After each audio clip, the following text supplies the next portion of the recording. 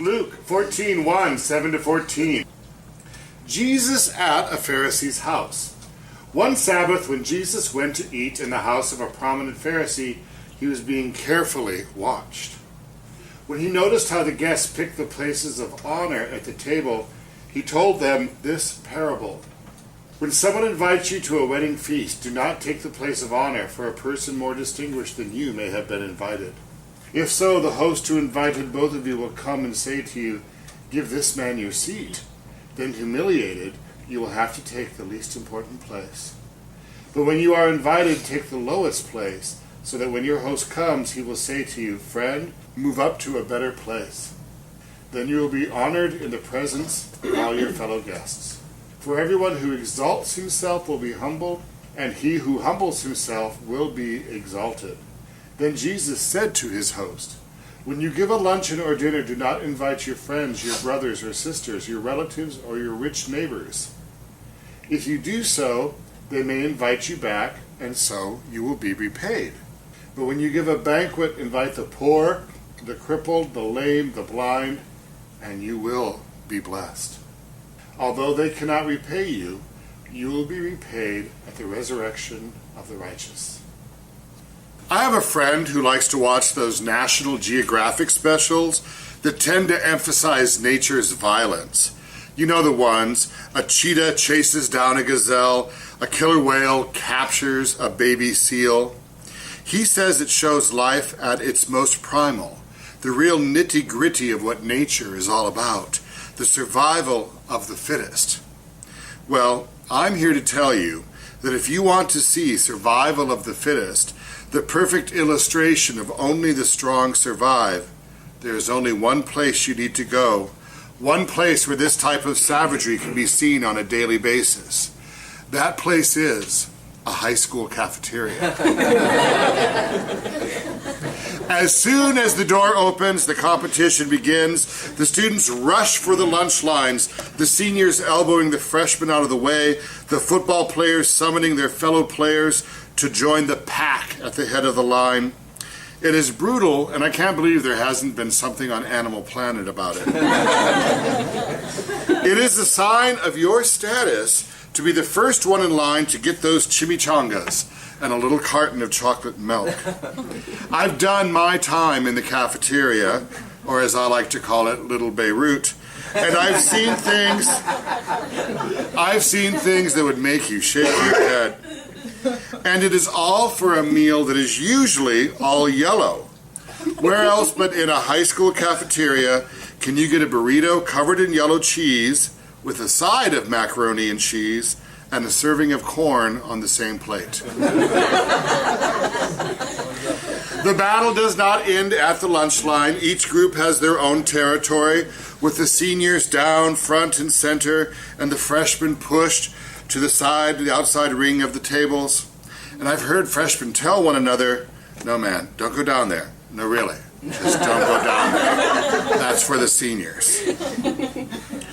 What is it about human beings that makes us so status conscious? Why are we so concerned about sitting in that seat of honor? Human beings have been this way for a long time. In Jesus' time, especially in the house of a Pharisee, where you sat at dinner would have been very, very important. You would be able to tell at a glance the social status of everyone dining there simply by where they were seated. And you get a glimpse of the very audaciousness of Jesus when he tells this parable about taking a humble place at the banquet. Remember, he is in a Pharisee's house. He is a guest. But he doesn't let that stop him from schooling this Pharisee and all of his friends. Jesus is never afraid to speak the truth. In 2,000 years, people haven't changed much.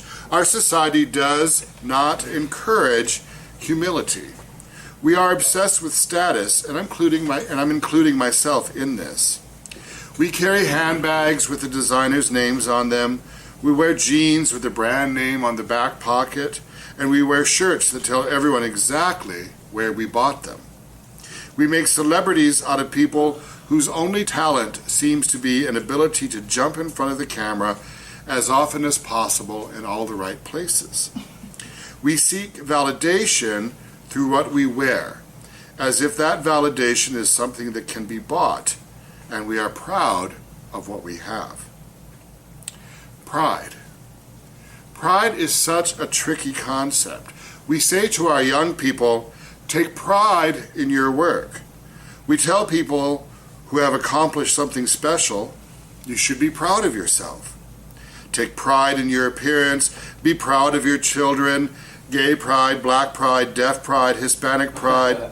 These are all good things, and that is why pride is so very tricky. St. Augustine called pride the father of all sins, because just the right amount of pride is a good thing, but to have too much can have disastrous consequences. It is always good to remember to be humble.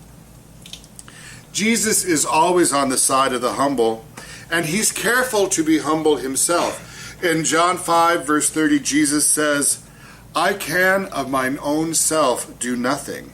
My judgment is just, because I seek not mine own will.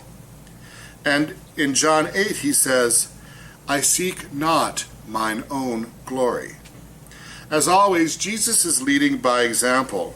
And in a house where the Bible tells us he's being watched, in a house full of proud Pharisees, he does not hesitate to remind them, for all those who exalt themselves will be humbled, and those who humble themselves will be exalted.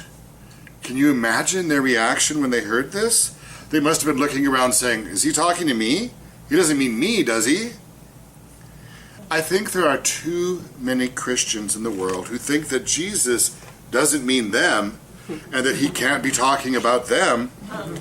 I'm talking about the people who go to church every Sunday and tell everyone how Christian they are. If you are really Christian, you shouldn't have to say it. People should see you doing it. They should be able to tell by your actions. When you console the troubled, when you feed the hungry, when you stand up for the oppressed, that is when people will say, now that's a Christian. Amen. We know that through the acceptance of Christ as our Savior, we are all assured salvation. But that doesn't necessarily mean you're going to be first in line at the pearly gates. Never missing a Sunday is not going to get you a fast pass into heaven. Going around telling everyone how Christian you are without backing it up is not going to get you seated on the dais next to Jesus. So how do we become humble? Part of being humble is not confusing your will with God's. Too many people confuse their own will, their own fears, and prejudices with the will of God. What's worse, they try to enforce this ill-conceived will on others. How prideful it is to tell someone who is simply being as God has made them that they are wrong. Who then are they really calling wrong? God? We need to make ourselves small before God. After all, who are we trying to impress? You could be the greatest scientist, the greatest artist that ever lived, and what is that before God? Can you imagine someone saying to God, look, God, I just split the atom. God might reply, oh, that's nice. By the way, here's an entire galaxy I created this morning. An artist might say, look, God, I painted the greatest work of art in the whole world. It took me years. Men cry before it. People faint from its brilliance, and billionaires have offered me millions for it. God might say, oh, that's nice. By the way, have you seen one of my sunsets? I do a new one every day. But thanks for the painting, I'll put it on the fridge.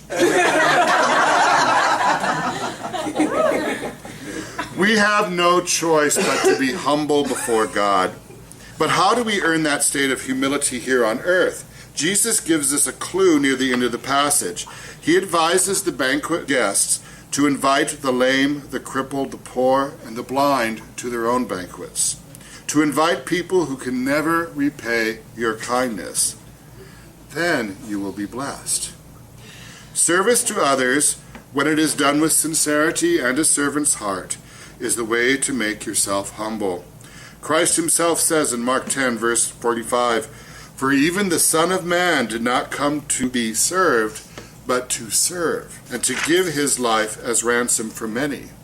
When you serve others, you're emulating Christ. Serving others is hard, I know.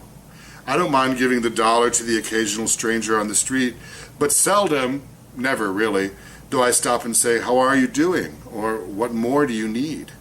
I don't yet have the servant's heart that I one day hope to have.